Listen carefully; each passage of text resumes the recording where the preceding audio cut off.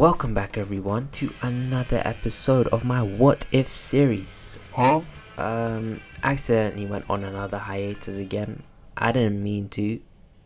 I promised if I was able to release an episode, I would have. If I could have, I would have. But things happened.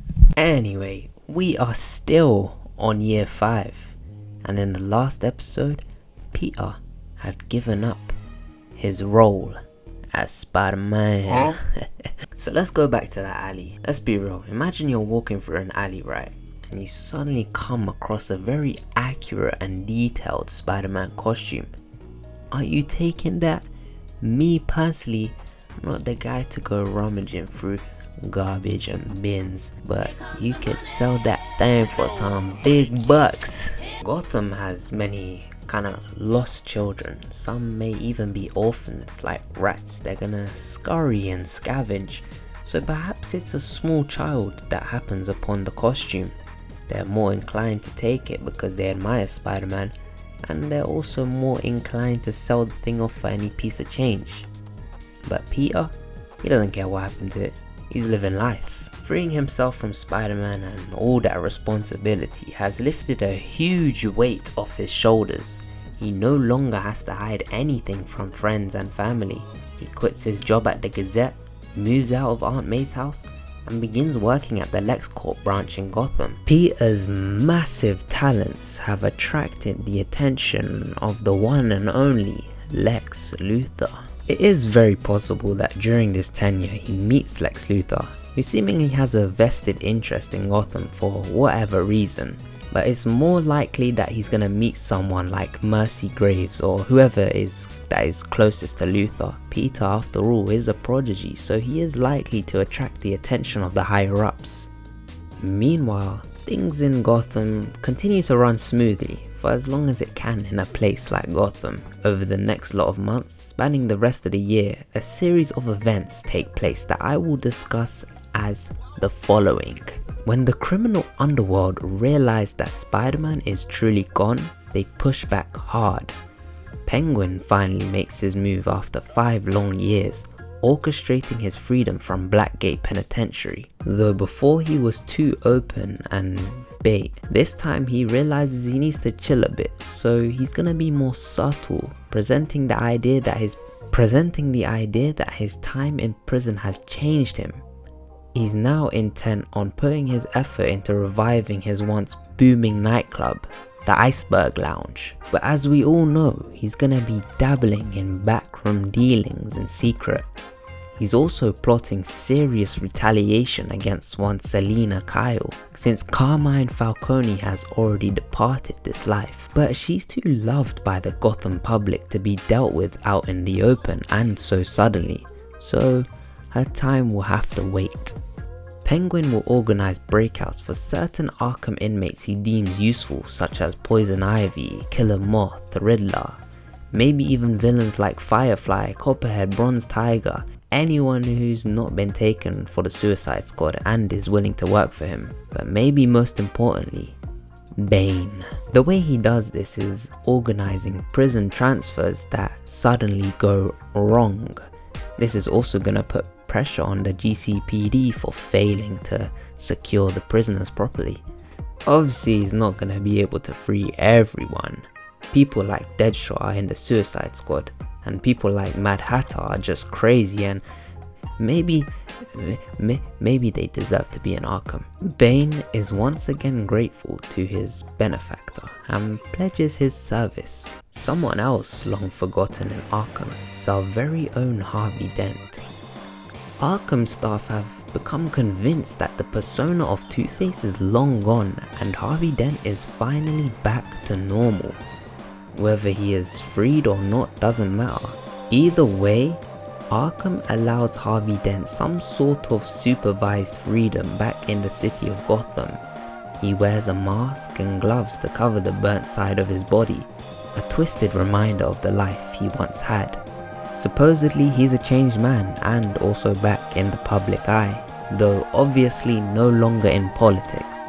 The opinion of Harvey Dent is rotten and there is heavy backlash for his release. there are some who publicly voice their disagreement, one of them being Oswald Cobblepot. Harvey is frequently contacted by the remnants of the Two-Face mob, who have begun to move once more suspiciously after Dent was freed. Dent is always frightened when he is approached, and he finds aid in the officers supervising him. During this time, small clashes begin between Two-Face and Penguin gangs over territory disputes. Back with Oswald, he begins to realize that he is severely limited by his secretive dealings. There's only so much that he can do, and he realizes that he needs legal power to get what he wants, like he did in the past. So things change one night when Oswald Cobblepot suddenly announces his mayoral campaign. Mayoral or mayoral? I don't fucking know. One of his lines in his opening speech directly addresses Harvey Dent, whom he calls by his moniker Two-Face, stating that under his government, criminals like that would never go free, and that Arkham and GCPD must be held accountable. He embellishes his criminal past, admitting to only the more minor crimes. The more serious crimes he blames on police corruption, and denies. It doesn't seem entirely realistic, but if Kingpin can get away with it, hey, so can Penguin. Dent makes a surprise TV appearance, denouncing Oswald as a serious candidate. He then goes on an erratic rant, which is only stopped by his supervising officers, who pull him into a car. Later that night, Harvey Dent escapes his confines, and Two-Face is born again. After Two-Face's escape, not much is known about what happens behind the scenes, though the Iceberg Lounge is shot up. Penguin is hit but survives. The public make note that no shots were fired on Penguin's side, and that they decide that Oswald Cobblepot has changed after all, and favor begins to shift towards him. Meanwhile, there is an all-out turf war between Penguin and Two-Face mobs. It wouldn't be all out in the open. Sometimes though, there would be a public altercation, like assassination attempts, drive-by shootings, all that mob stuff. If you were an innocent bystander, you wouldn't assume that all these events are actually connected. Even the GCPD are only loosely aware of what's going on and can only go off assumption. It's sort of a shadow war. The next big news story would be that Selina Kyle is shot at in public. She survives unscathed, obviously, and blames the ordeal on Penguin, who staunchly denies his involvement once again. And now you can assume that she gets wrapped up in the war as well. Villains pick sides and the war would continue to escalate. You could imagine someone like Firefly would be setting buildings alight. More members of each gang are turning up dead. Still, it's a war completely hidden from the public, and the GCPD would only start to be able to recognize the two sides that have formed. Then comes Independence Day, and this is kind of the biggest event in the year so far. Two other mayoral candidates are murdered, and the blame is completely pinned on the Penguin. On the same day, a live broadcast would be displayed in Gotham Center. It begins with a scarred coin being held up to the camera. The figure holding it slowly moves back to reveal himself as Two-Face. On either side, he has a hostage who he refers to as Penguin's boys. He chastises the media and Gotham's public for giving sympathy to a man like the Penguin. He claims to have evidence of his criminality, and when sharply pressed, the two hostages confess to their alleged crimes. Two-Face picks the camera up, and Harvey Dent begins to speak. He asks Gotham why they mistreated him upon his release. He should be the one given sympathies with his condition. He says that he will give Gotham a last chance, and then he flips the coin. It lands on the good, clean side, and so he announces his mayoral campaign in staunch opposition to Oswald Cobblepot. This begins the campaign of Two-Face, later known as the Blood Campaign. Not really, I just thought it sounded cool, you know. Two-Face has a twisted sense of justice and wants to expose Oswald Cobblepot as a fraud. He also likely knows that his campaign will go nowhere, but if he can embarrass Penguin publicly and privately, then it works for him. Meanwhile, Peter would just be out somewhere chilling. You can imagine he keeps himself busy with LexCorp, his family and other projects. He would probably be slightly aware of the ongoings because it would probably be national news or something. Part of him would feel guilty, but it's just not his problem anymore. His relationship with Barbara would be a bit strained at this point. She's far more busy than usual and he could just chalk it up to the GCPD needing every hand on deck. She would probably try to talk to him about the literal war in Gotham, but he wouldn't have any interest. One, because Peter is a bit of a prick, but also because he's desperately trying to stay far away from all of that. However, one day at work, Peter will notice black trucks parked outside his workplace. Then the next day, the same thing. It continues for a week and Peter starts to figure that they're trailing him. He's able to evade them using his powers, and doing a little bit of thinking and digging, he eventually very quickly finds that they're Penguin's men. In this timeline, Peter had been a part of the Penguin's crew for a while, so perhaps he's able to recognize them through that, but there are various other means. However, where Peter would usually act, the fact that they're Penguin's men makes him hesitate. He does not want to be involved with any of that. This proves to be a fatal mistake, as one day they straight up just enter the building. You can imagine that LexCorp security is top notch, but what they do is they enter the building with an employee they caught outside of it. On this certain day, security coincidentally seems to be loose and it isn't LexCorp's main branch, so there are less eyes on it. They surround Peter and force him onto his knees. He could fight back, but then he would risk exposing his powers and former identity as Spider-Man, so he allows them to capture him. They wrap a bag around his head and force him into a car. He arrives at some random place he's obviously not gonna know.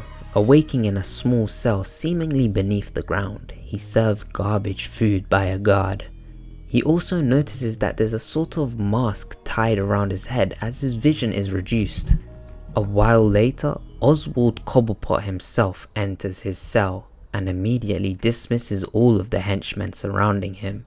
Peter puts on the confused and scared act, but Oswald tells him to shut it. Peter once again acts shocked, but something about Oswald's grin rubs him the wrong way. He's figured it out. You know, I've been in the business a long time, Spider-Man. Whenever someone wants to kill me, odds are I've hurt them somehow. Penguin shrugs. I don't care to remember. But you, I'll never forget you. And it seems like you never forgot me either. I created you. He begins laughing. He tells Peter to harken back to the bank heist all that time ago. When Uncle Ben stumbled onto the scene, Penguin's men gunned him down on the spot. Imagine my surprise when one of my men ran to the poor bastard's side. Of course, we left you there and I thought that's why you came after us later. I was never one of your men, Oz. I was just a kid. Penguin hushes him and reveals he did some research. The man we killed was Ben Parker.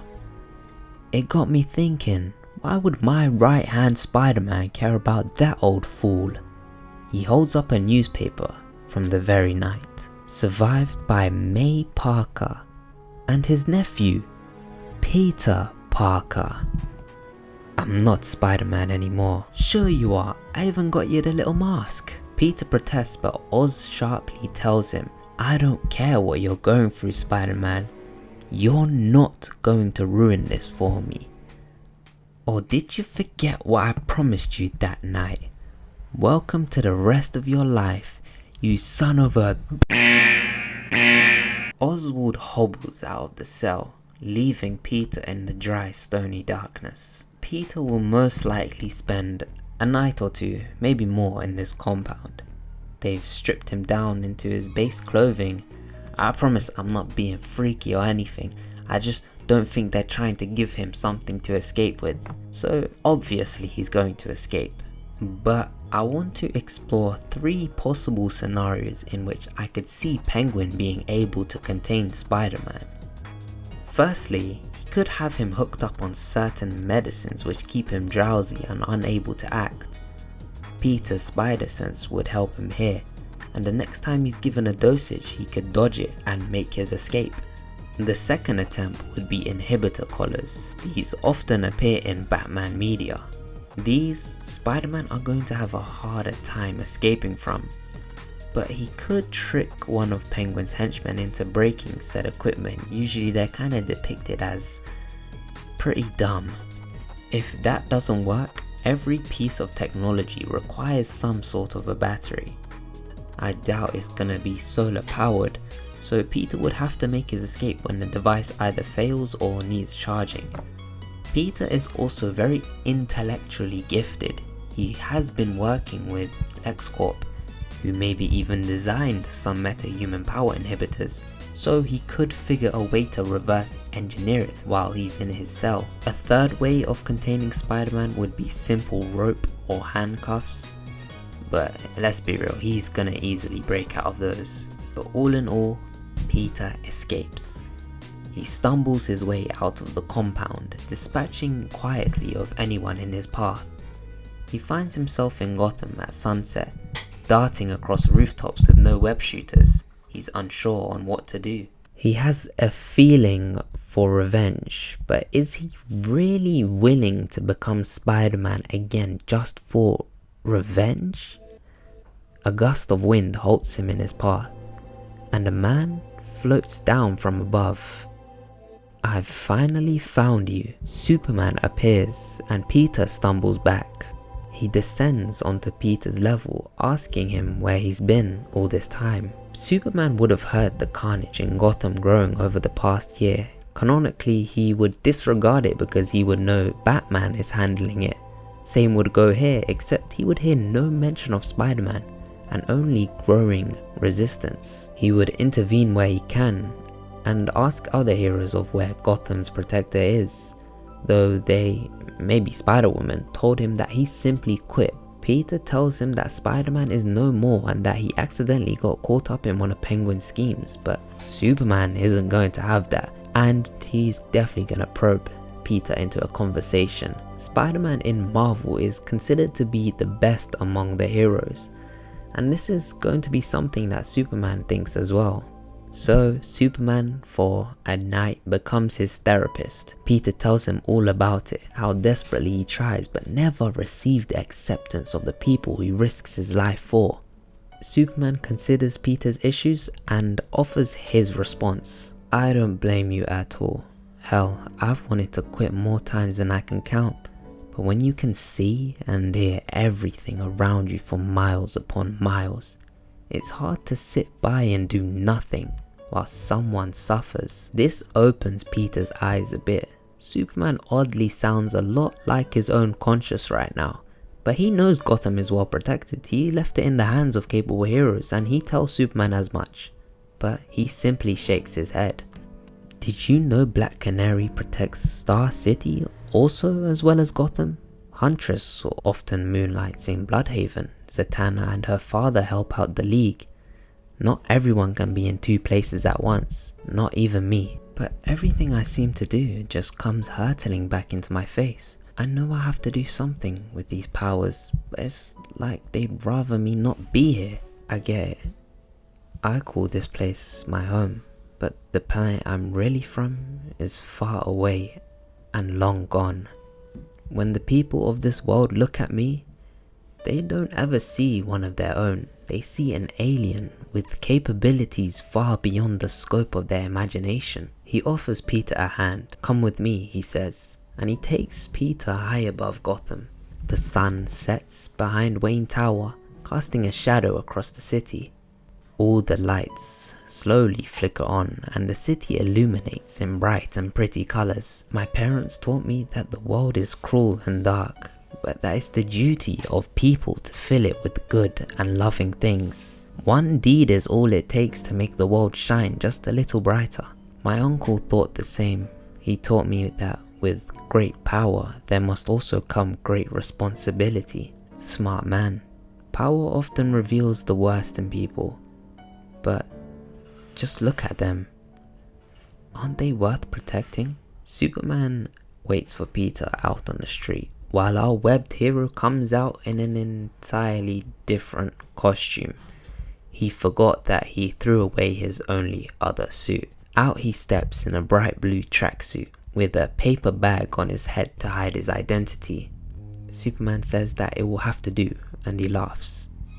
Ready to save your city? And Spider-Man nods. So whilst Superman and Spider-Man have had their little chat, things have reached a stalemate in the war. Both sides have caused enough havoc and destruction that the only way to end it has become to find and destroy the other leader. Penguin obviously has most likely discovered at this point that Peter escaped, and he is rightfully angry. Superman clears the Two-Face side of the war, blitzing through hideouts and villains that made the poor choice of choosing his side. Meanwhile, Spider-Man is gonna make his way back to where Penguin locked him up.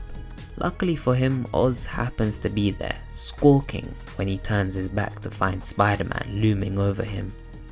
I knew you'd come back for revenge. You always do. Oz smirks while Bane rushes out to squash Spider-Man once again. How did you go from king to lackey so quickly, Bane?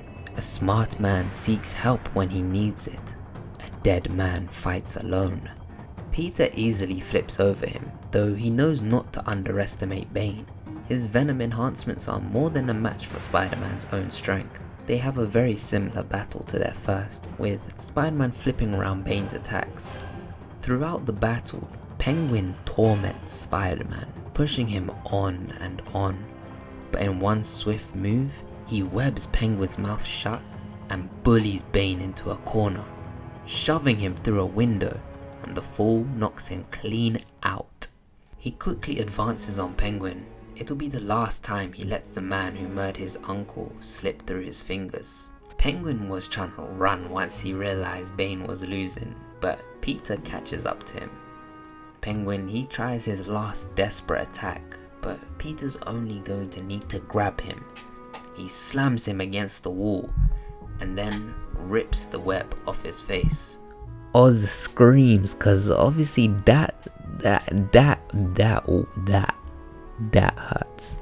The situation is so ironic. If Penguin hadn't sought revenge after Peter, he would have no reason to return as Spider-Man right now. You couldn't just leave me alone, could you, Penguin? You would have been flying free right now. You can't send me back. I'll tell everyone. Peter Parker is Spider-Man. And then maybe they'll visit that aunt of yours. I couldn't save Uncle Ben from you. I vowed never to make that mistake again. Everyone involved in this war is going back to jail tonight.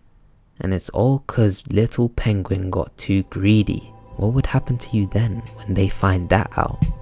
My word against yours. Don't forget, you created me, Penguin. It all leads back to you. Penguin then tries to offer one last rebuttal, though he can't think of anything and frowns. Peter just knocks his ass out. I don't think Penguin would ever reveal Spider-Man's identity. It's possible for him to use it as blackmail or something, but the scandal is far greater. Penguin caused Spider-Man, the biggest threat to the criminal underworld in Gotham. No amount of threats against an old woman is going to fix that. Also, the fact that it was a 15-year-old Peter Parker who destroyed Penguin's criminal empire overnight. Superman and Spider-Man spend the rest of the night restoring order to Gotham. the mess is gonna be easily cleaned up because Two-Face will surrender to Superman on first sight, and the rest of the villains aren't gonna put up much of a fight. Officer Barbara Gordon makes a name for herself in the front lines of the GCPD, and Gotham is stunned to see the Web Menace once again back in action, though unsure it was actually him, as they thought it was a new hero the media dubbed the Bombastic Bagman. You probably think that Spider-Man had to go on live TV to clear up it was actually him. That would be pretty funny. Okay, maybe not. After everything, Superman and Spider-Man will meet up once more, the Man of Steel once again extending that invite to Spider-Man to join the ever-growing Justice League, and after a bit of thinking he accepts. Finally, but only as a part-timer. The Justice League is no longer just the original 7, it has expanded into something more akin to Justice League Unlimited, where every hero can join up. And maybe it's Oliver Queen or Cord Industries funding them. Speaking of superhero squads, Dick Grayson would have officially formed the Teen Titans at this point in San Francisco or whatever equivalent city they decide to make their base. This lineup would be more consistent with the new Teen Titans one. Spider-Man would definitely team up with both. He's skilled enough to be a part of the League and sort of young enough to join up with the Titans.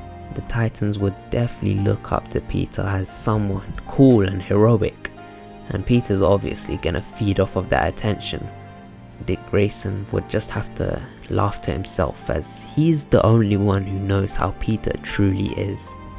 Peter learns an important lesson in not trying to go too hard as Spider-Man.